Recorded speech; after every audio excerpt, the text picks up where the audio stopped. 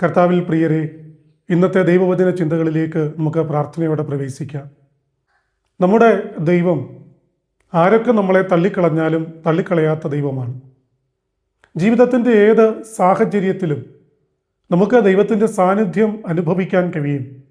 ദൈവത്തിൻ്റെ കരുതലും ദൈവത്തിൻ്റെ കൃത്യമായ നടത്തിപ്പും നമുക്കെല്ലാവർക്കും അനുഭവിക്കുവാൻ കഴിയും. വിശുദ്ധ ബൈബിളിൽ നിരവധി തെളിവുകൾ പുതിയ നിയമത്തിലും പഴയ നിയമത്തിലും നമുക്ക് ഇതിനോടനുബന്ധിച്ച് കാണാൻ കഴിയുന്നുണ്ട്.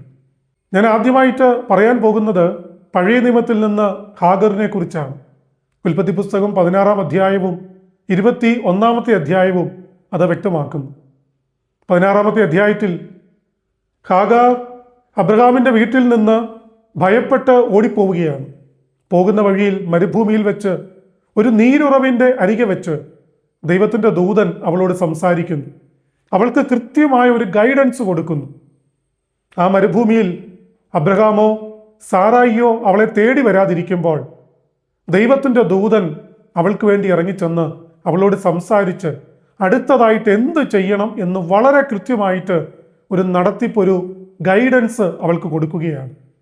എന്നെ കേൾക്കുന്ന പ്രിയപ്പെട്ടവരെ, ജീവിതത്തിൻ്റെ ഏതെങ്കിലുമൊക്കെ സാഹചര്യങ്ങളിൽ എല്ലാവരാലും ഉപേക്ഷിക്കപ്പെട്ട് നിങ്ങളായിരിക്കുമ്പോഴും ദൈവത്തിന് നിങ്ങൾക്കൊരു വ്യക്തമായ നടത്തിപ്പ്, വ്യക്തമായി എങ്ങനെ മുന്നോട്ട് പോകണമെന്നുള്ള മാർഗനിർദ്ദേശം തരുവാൻ ദൈവത്തിന് സാധിക്കും. ചിലപ്പോൾ നിങ്ങൾ മരുഭൂമി പോലെയുള്ള അനുഭവത്തിലായിരിക്കാം.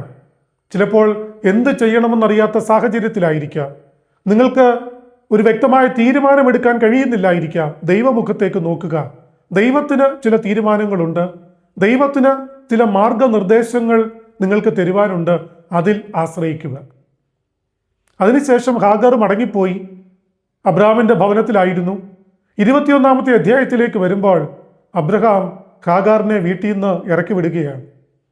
അപ്പവും ഒരു തുരുത്തി വെള്ളവും മാത്രമാണ് കയ്യിൽ. ആദ്യം ഹാഗർ പേടിച്ചോടിപ്പോകുമ്പോൾ ഹാഗാർ മാത്രമേ ഉണ്ടായിരുന്നുള്ളൂ. ഇപ്പോൾ ഹാഗറിനൊരു കുട്ടിയും കൂടിയുണ്ട്. ഉത്തരവാദിത്വം വലിയതായി. എന്നാൽ ഹാഗാറിൻ്റെയോ കുഞ്ഞിൻ്റെയോ ഉത്തരവാദിത്വം ഏറ്റെടുക്കേണ്ടവർ ഉത്തരവാദിത്വ ബോധത്തോടെ ആ സ്ത്രീയുടെയും കുഞ്ഞിൻ്റെയും കാര്യങ്ങൾ ഹാൻഡിൽ ചെയ്യേണ്ടവർ അത് ചെയ്യാതെ മാറി നിൽക്കുമ്പോൾ ദൈവത്തിൻ്റെ ദൂതൻ വീണ്ടും ഹാഗാറിനോട് സംസാരിക്കുകയാണ്. നോക്കൂ, ഹാഗാറിനെ കുറിച്ച് ഉത്തരവാദിത്വമുള്ളവർ അത് ചെയ്യാതിരിക്കുന്നു. ആ കുഞ്ഞിനെക്കുറിച്ച് കരുതേണ്ടവർ അത് ചെയ്യാതിരിക്കുന്നു. പക്ഷേ ആ സമയത്ത് ദൈവം അവരെ കൈവിടുന്നില്ല. ദൈവം ഇറങ്ങിച്ചെല്ലുകയാണ്. എത്രയോ മോശമായ സാഹചര്യത്തിലൂടെയാണ് അവൾ കടന്നു പോകുന്നത്. അവൾ പ്രാർത്ഥിക്കുന്നത് ഇങ്ങനെയാണ്: എനിക്കെൻ്റെ കുഞ്ഞിൻ്റെ മരണം കാണണ്ട. കാരണം കയ്യിലുണ്ടായിരുന്ന വെള്ളം തീർന്നു. ആ മരുഭൂമിയിൽ പെട്ടുപോയി. ആശ്രയിക്കാൻ ആരുമില്ല. ഇനി മരണം മാത്രമേ എൻ്റെ മുമ്പിലുള്ളൂ. എൻ്റെ കുഞ്ഞ് മരിക്കുന്നത് എനിക്കും കാണണ്ട. എനിക്കത് കാണാൻ പറ്റില്ല. അവൾ ചിന്തിച്ചത് കുഞ്ഞ് മരിച്ചു പോകുമെന്നാണ്. ഒരുപക്ഷെ അതിനുശേഷം ആത്മഹത്യയെക്കുറിച്ച് അവളും ചിന്തിച്ചു പോയേക്കാം. പക്ഷേ ദൈവം അവിടെ അവസാനിപ്പിക്കാൻ ആഗ്രഹിച്ചില്ല. അവളുടെ ഉള്ളിലെ ആത്മഹത്യാ ചിന്തയെ ദൈവം എടുത്തു കളഞ്ഞു കാണും. ആ കുഞ്ഞിനൊരു പുതുജീവൻ ദൈവം കൊടുത്തു.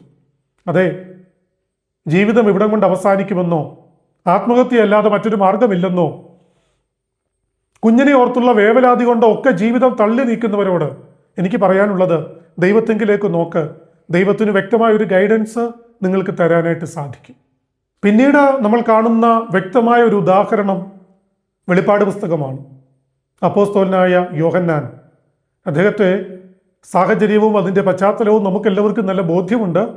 അദ്ദേഹത്തെ ക്രിസ്തുവിൻ്റെ സാക്ഷ്യം ഹേതുവായി, ദൈവവചനം ഹേതുവായി, ഉപദേശം ഹേതുവായി, പ്രസംഗിച്ചത് കാരണമായി, സാക്ഷ്യം കാരണമായി അദ്ദേഹത്തെ പത്മോസ് എന്ന ദ്വീപിലേക്ക് നാടുകടത്തി.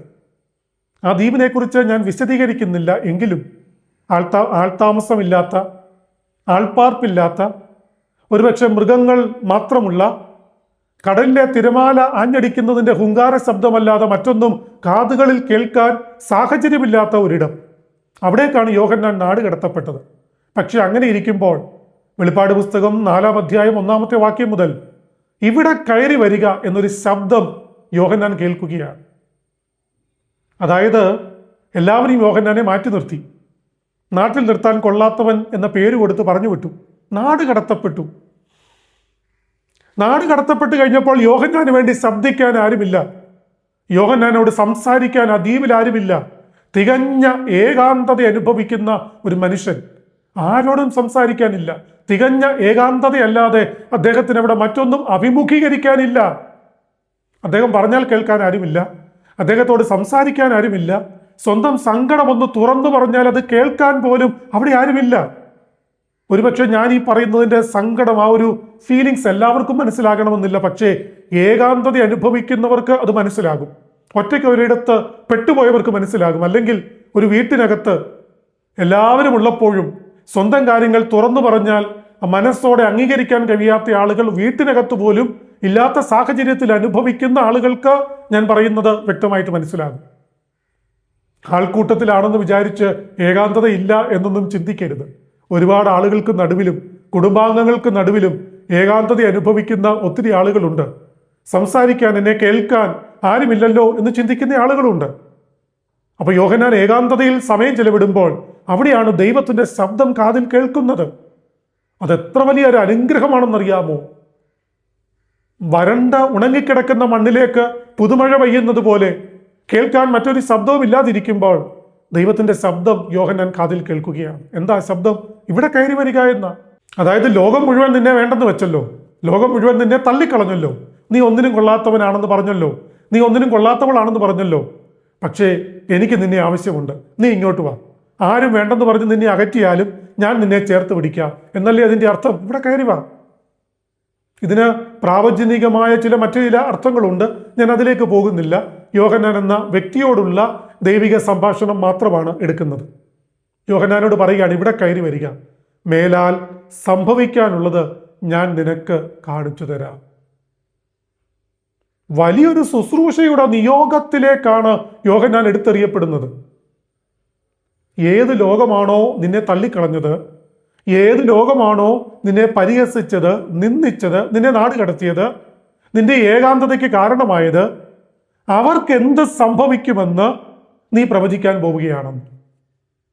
ഞാനിങ്ങനെ പ്രസംഗിക്കാറുണ്ട്.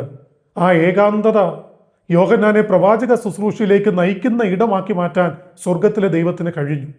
യോഹന്നാന്റെ ഏകാന്തത ശുശ്രൂഷയുടെ പുതിയൊരു പടവിലേക്ക് കൊണ്ടുപോകുന്നതിൽ നിർണായകമായ ഒരു പങ്ക് വഹിച്ചു. ദൈവമാണ് ശുശ്രൂഷയിലേക്ക് കൊണ്ടുപോയത്. പക്ഷേ ഏകാന്തതയല്ല യോഹന്നാനെ ശുശ്രൂഷയിലേക്ക് കൊണ്ടുപോയത്. പക്ഷെ ആ ഏകാന്തതയുടെ സാഹചര്യങ്ങളെ ശുശ്രൂഷയുടെ ഒരു വിത്തുപാകുന്ന നിലമാക്കി ദൈവം മാറ്റിയെടുത്തു. യോഹന്നാൻ ഒരു പ്രവാചകനൊന്നും ആയിരുന്നില്ല ബൈബിളിൽ. യോഹന്നാനെ അങ്ങനെ അവതരിപ്പിക്കുന്നതേ ഇല്ല. പക്ഷെ വിശുദ്ധ ബൈബിളിനകത്ത് പുതിയ നിയമത്തിൽ ഒരേ ഒരു പ്രവചന ഗ്രന്ഥമേ ഉള്ളൂ. അത് എഴുതിയത് അപ്പോസ്തലനായ യോഹന്നാനാണ്. എവിടെ വെച്ചാണ് ഈ പ്രവചന ഗ്രന്ഥത്തിന് ആവശ്യമുള്ള ദർശനങ്ങൾ യോഹന്നാൻ പ്രാപിച്ചതെന്നറിയാമോ? ആ പത്മോസിന്റെ ഏകാന്തതയിൽ വെച്ച. എന്നെ കേൾക്കുന്ന പ്രിയപ്പെട്ടവരെ, ക്രിസ്തുവിൽ പ്രിയപ്പെട്ടവരെ, നിങ്ങൾ ഇന്ന് ഏകാന്തത അനുഭവിക്കുന്നവരാണോ? നിങ്ങളെ കേൾക്കാൻ ആരുമില്ലയോ? സാരമില്ല. ശുശ്രൂഷയുടെ പുതിയ തലങ്ങളിലേക്ക് ദൈവത്തിന് നിങ്ങളെ കൂട്ടിക്കൊണ്ടു പോകാൻ കഴിയും. നിങ്ങളുടെ ഭവനത്തിൽ നിങ്ങളൊരു ഒറ്റപ്പെട്ടവളായിട്ടാണോ ജീവിക്കുന്നത്? നിങ്ങളുടെ ഭവനത്തിൽ നിങ്ങളൊരു ഒറ്റപ്പെട്ടവനെ പോലെയാണോ ജീവിക്കുന്നത്?